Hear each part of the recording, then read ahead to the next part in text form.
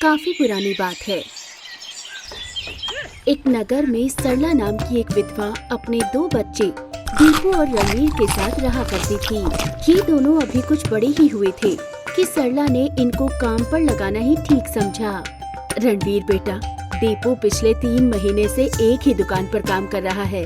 अभी तक 200 रुपए महीना कमा कर भी ला रहा है, लेकिन तुम सुबह के निकले शाम को घर में घुसते हो और अभी तक कुछ भी कमा कर नहीं लाए। माँ, मैं अभी तक काम सीख रहा था, इसलिए कुछ नहीं ला पाया।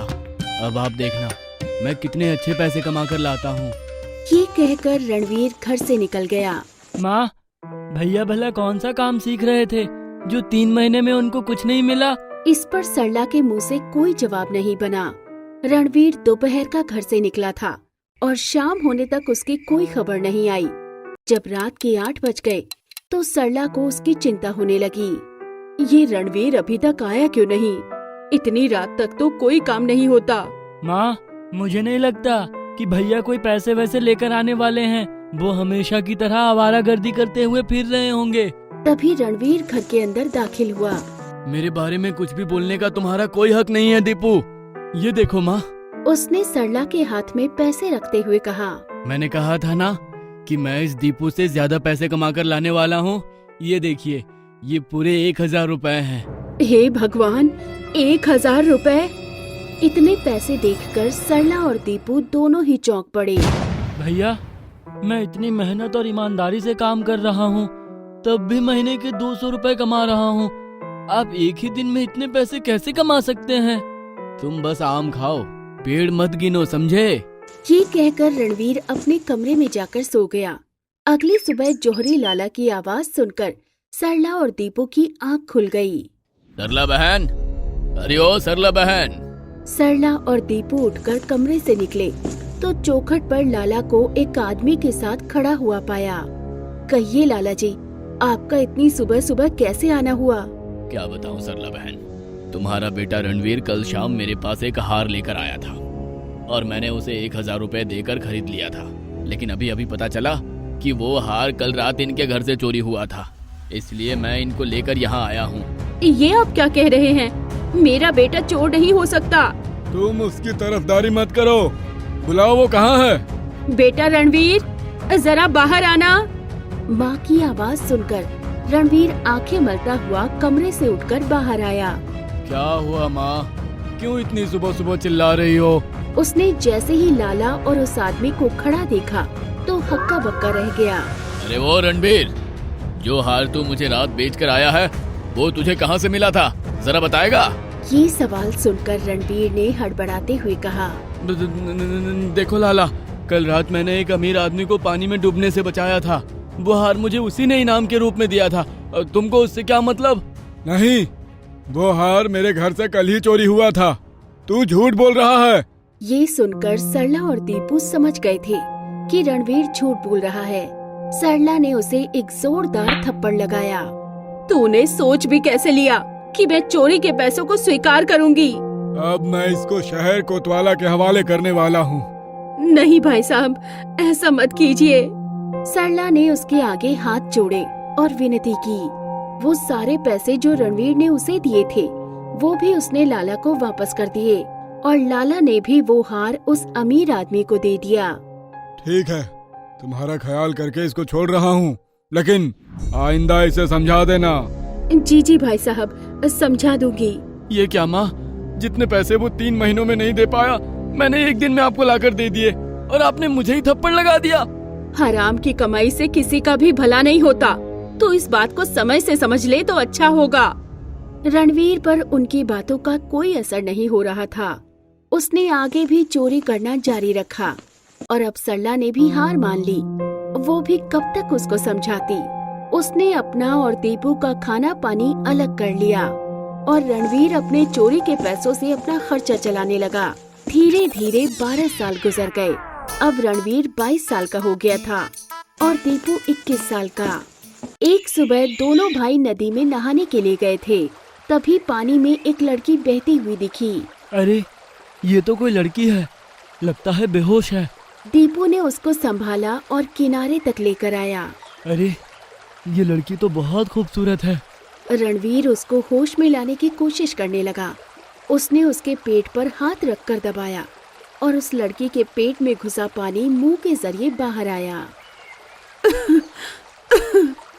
और तभी लड़की होश में आ गई। अब तुम ठीक हो? ठीक कैसे नहीं होगी, मैंने जो इसको बचाया है। रणवीर के झूठ पर दीपू उसको हैरानी से देखने लगा।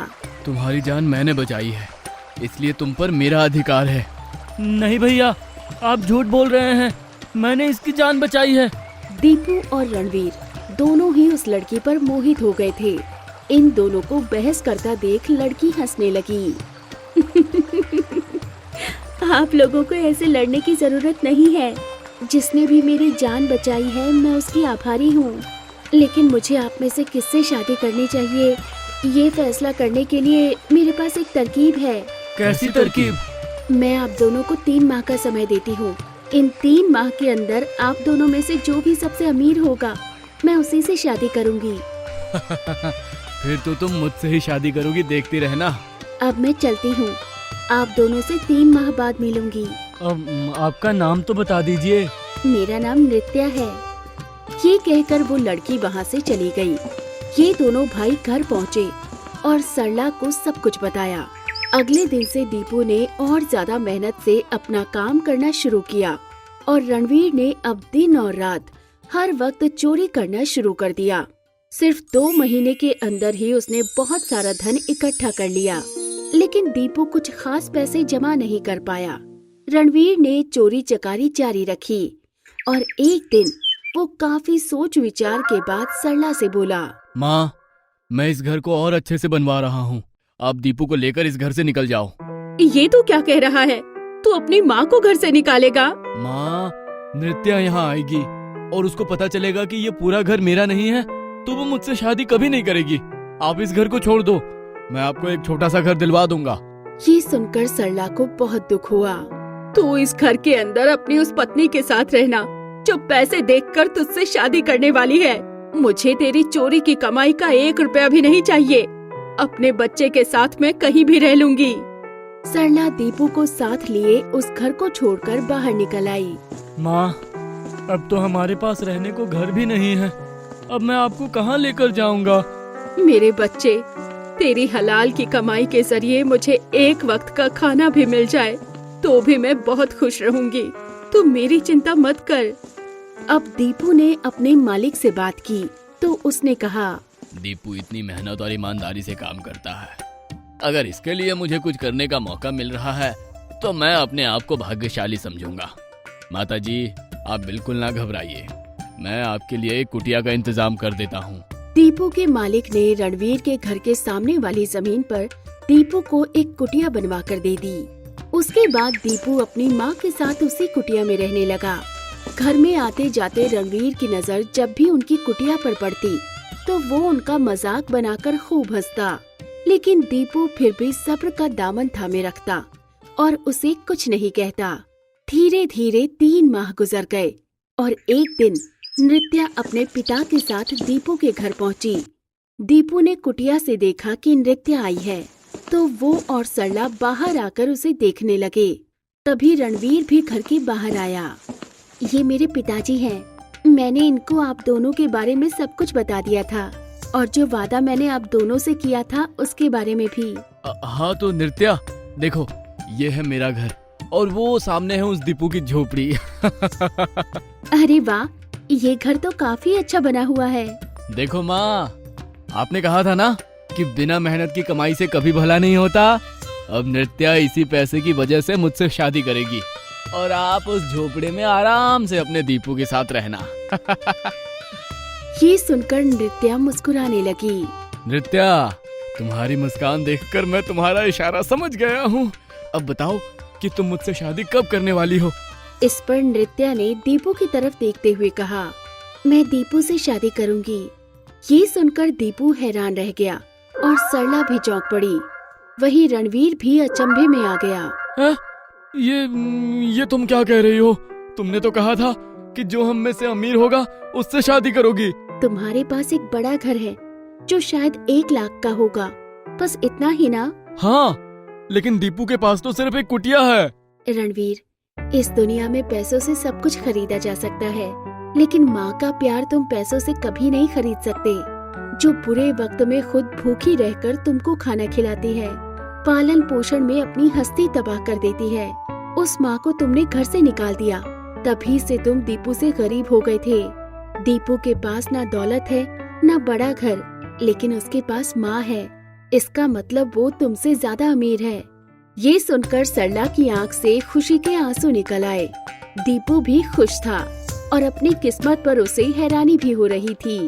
देखो, मेरा इस दुनिया में नृत्या के अलावा कोई नहीं है और नृत्या की शादी तुमसे होने वाली है, तो मेरी सारी संपत्ति भी तुम्हारी ही होगी दीपू। नृत्या के पापा ने नृत्या की शादी दीपू से करवा दी और उनको रहने के लिए एक बड़ा सा घर भी दे दिया। दीपू, सरला और नृत्या बड़ी शान से उस घर में रहने लगे। वहीं रणवीर बस पछताता रह गया। उसे दुख था कि अगर वो हलाल से पैसे कमाता और माँ को साथ रखता तो आज उसके पास सब कुछ होता।